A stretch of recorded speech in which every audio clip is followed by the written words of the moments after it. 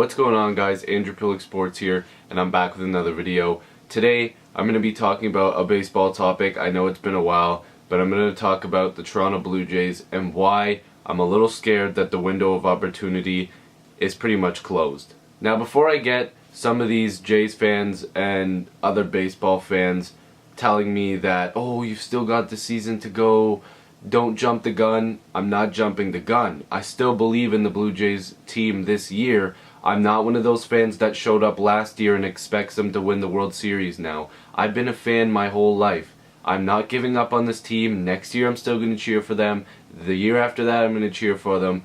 And I still believe in them this year. They are still tied currently, while I'm making this video, for the top spot in the American League wildcard race, which is not the greatest, but I'll get to that. They're in a really tight division. The AL East, it's crazy. Like, there's some really good teams there. The Rays have been playing spoiler, yada yada yada. It's just a good division. Currently Boston's in first, and we're tied with Baltimore for second, which means we're in the wild card hunt. You got the Yankees and the Tampa Bay Rays, and the Yankees have been crazy good lately.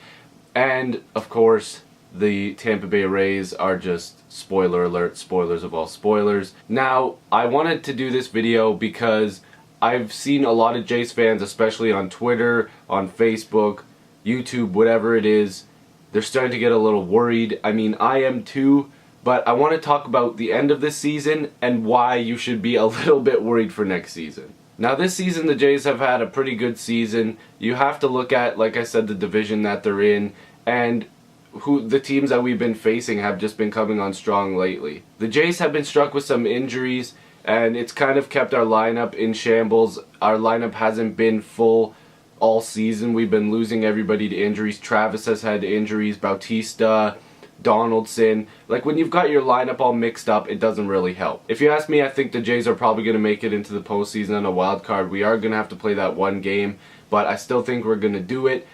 The team has been, battling some injuries, like I said, and we have been battling with our bats and our pitching. It's been kind of off and on. We haven't been getting both in the same night, except for their victory yesterday against the Angels, 5-0. R.A. Dickey, which I'll also get to, pitched a pretty good game.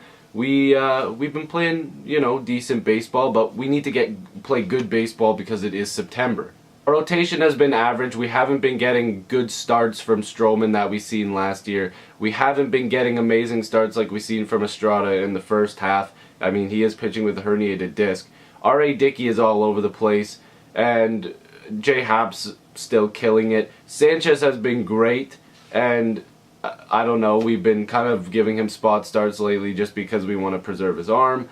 And Liriano hasn't been awful, but he hasn't been the greatest. Our bats have been pretty mediocre and kind of average lately, but when we do get the bats, our pitching is off, and then vice versa. And our bullpen is atrocious, and I do have a podcast called the Audi and AP Sports Podcast. Go check that out on iTunes if you want to hear what I had to say in depth about the Blue Jays bullpen, because I feel like the moves that we made at the deadline were not good enough, especially for our bullpen.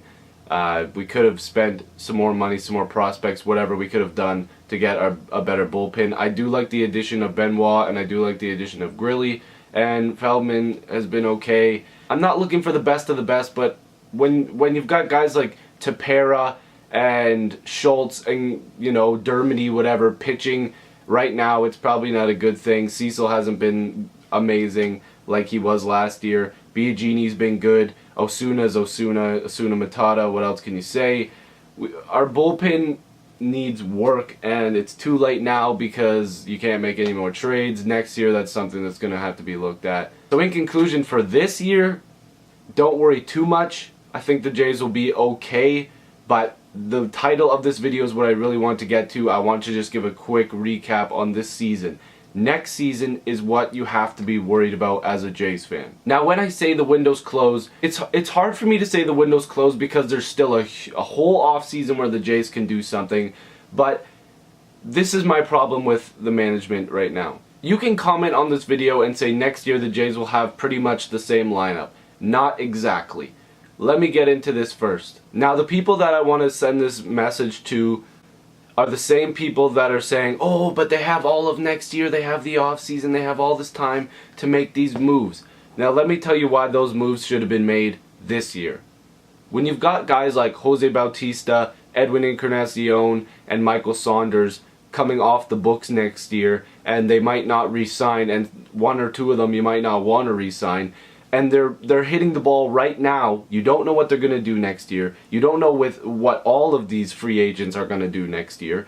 You have to say to yourself, you know, maybe it's a good idea that we go and get the requirements for a World Series team, or at least an above average baseball team right now. Now the Jays are a pretty good baseball team, and you could say above average. I mean, they do have a good squad. But the thing is when you want to take that next step is when you go, okay, listen, we got to put some chips in here. You know, you're not going to get David Price, you're not going to get Troy Tulowitzki like we did last season. But what you are going to get is bullpen depth. And that is the main reason why I'm so angry about this season. The bullpen depth is what I wanted so badly, and I'm pretty sure what all Blue Jays fans wanted. And again, I'm going to get these comments saying, but they got Benoit and they got Grilly. Listen, that's all fine and dandy, but when you're still pitching Tepera and Schultz, there's obviously a problem here. They can't pitch every day, I get it, but some days you have those guys pitch, some days you have these guys pitch. And when you're in a race for the postseason, guys who give up runs is probably not a good idea to put in the bullpen. Biagini, solid, keep him there. Osuna, solid, keep him there. Those are locks right there. Cecil is always going to be a lock, which isn't a problem, even though he could have flashes of brilliance. Then you've got Benoit and Grilly, who have been really good for us. They're locks right now. Those guys can't pitch every day. So, like I said, you don't get like Fernando, Rodney, Chapman, all these guys. Maybe you go after, they would have went after Chapman, but he was a Yankee, so they probably weren't going to do that. Same with Miller. He is a Yankee, so you're not going to trade within your division. It's not going to work out so well. So why couldn't the Jays go and get a decent bullpen pitcher, or why couldn't they go get an above average guy just to solidify, okay, now we've got some depth? People are going to say Liriano. Again, that guy should be pitching in the postseason instead of Dickey, and sometimes I even think he might even put on a better show than Stroman does. Stroman hasn't showed me that he's going to be a great pitcher to pitch in the postseason. I have the guy's jersey. I'm not just picking favorites here. The Jays needed to do something, and they didn't. And again, you look at teams like the Indians, the Rangers, the Cubs. People are going, oh, how did they get so good? Because they went all in and they said it's time to win. The Blue Jays are kind of like, you know, I think our fans will be okay with Melvin Upton Jr. and, you know, Benoit and Grilly. They're good pieces. You know, they're good enough. And I kept seeing these interviews with Shapiro and Atkins saying, you know, we think this team is good enough. We think this, we think that. Don't think. You should know. This team needs pieces to go to the next step. Next year, you might not have Edwin for those another 100 RBIs. You might not have Jose Bautista. A healthy Jose Bautista is a good 80, 90 RBIs. And you might not have Michael Saunders, who, I don't know, he's like two different players every couple weeks. The guy switches to being good to awful every couple weeks. And Benoit and Grilly, like, who knows? Benoit's like 40 years old. Who knows if he's even going to play next year, or if we're going to even offer him a contract. Like, the guy might not even play. And Grilly, I don't know, he probably will come back. I mean, I'm not sure. I think he might have a player option on his deal for next year.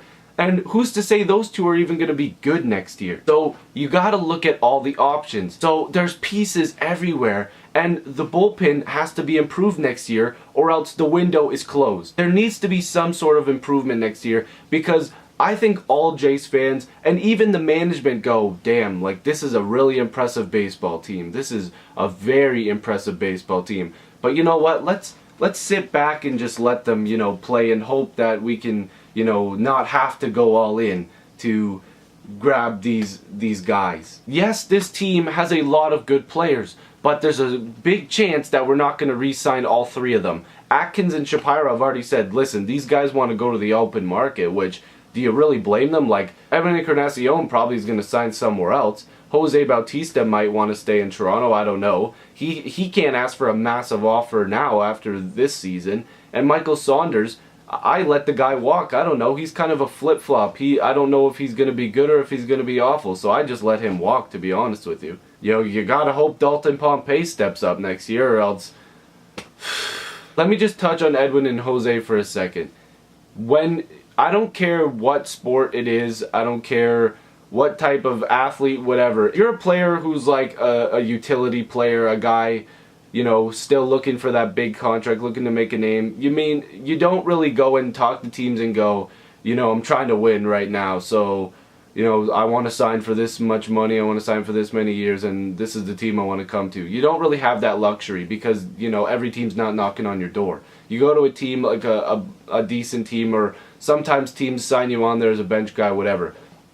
But Jose and Edwin can go and look at the teams that are right there and go, I want to go to a winning team, give me the money, and I'll take your team to the top because I want to win right now. If you're going to sit there and tell me that just because they like Toronto, they're going to stay, or if they could go look at another team and win a World Series, they're going to be like, the management doesn't really look like they're ready to take the next step, and, they're not really willing to spend the money or make big trades. Boston, they look like they're about to win a World Series. They might win one the next couple years. They've got the money, but, I'd rather just stay in Toronto and maybe win a World Series in my contract. No, that's not how it goes. Big name players like to win big name titles. And they want to win a big title. They want to make the big money. And I'm not saying all these players, all they do is play for the money. But in the back of your mind, you're going, man, this is really good for my family. And man, I'd really love to win a World Series. So you go to these teams and you win a World Series. And again, I'm going to have to explain myself because the internet is a cruel place. I'm not saying the Jays are completely out of it. If the Jays sign Edwin next year, and if they maybe get Jose on a good deal and get some depth, the Jays are looking fantastic. But the thing is the management is not looking like they're really willing to spend all that money. And kudos to them for not biting on that huge Jose Bautista contract. I'm not saying they're awful, I'm not saying they're terrible. That was a smart move not to sign Jose to that 5-year, whatever, $150 million he wanted. He's not worth that money. Now, you look at Edwin and you look at the numbers, maybe Edwin's going to look for that now. I'm not sure how great the cap situation is going to be next year, but in order to win, you need to keep guys like Edwin Encarnacion and Jose Bautista and even Michael Saunders. You aren't going to be able to keep all three of them, and I'm not sure how great the money situation next year is going to be for the Toronto Blue Jays. All I know is Dickey's coming off the books, and there's a couple other names coming off the books, but I don't know how great the money situation is going to be and whether or not we're going to be able to keep all three of those guys. I just don't think it's possible. Maybe two of them. So that's something that Jays fans should be a little bit worried about. Next year's starting rotation is another thing I'd like to quickly get on before I end this video. Next year the rotation is probably going to be Aaron Sanchez, J. Happ, Marcus Stroman, Marco Estrada, and probably Francisco Liriano. Now, I'm not sure if Osuna or Biagini are going to come up into the rotation. Possibly one of the two, maybe Liriano goes to the bullpen. I don't know what's going to happen. But that's pretty much how the rotation's going to look like. And it could kind of affect the bullpen. Connor Green, I believe his name is, might be coming up to the bullpen next year. He was kind of impressive in his spring training this year. But the rotation, I'm not too worried about. Like Donaldson said, if you get average starting pitching, the bats will have to take over, but that's going to have to happen again next year because the Jays aren't going to go and spend money on a rotation that's pretty much, there already. So I'm not too worried about the starting rotation, to be honest with you, because Sanchez has already taken the next step. Stroman's going to bounce back, hopefully. J. Happ's proven he's been good. Marco Estrada is going to get healthy, and he'll pitch good, hopefully. Liriano, maybe he returns to form, maybe he doesn't even make our rotation, and maybe Biagini or Osuna come in. So that's a pretty good rotation. I'm not worried at all about that, to be honest with you. And whether or not the Jays go and try to make a splash for the starting pitching, I just don't think it's necessary. The splash should come in the bullpen. So thank you guys for watching. Click like if you liked it. Click subscribe if you want to watch more videos from me. And I'll see you guys next video. Peace.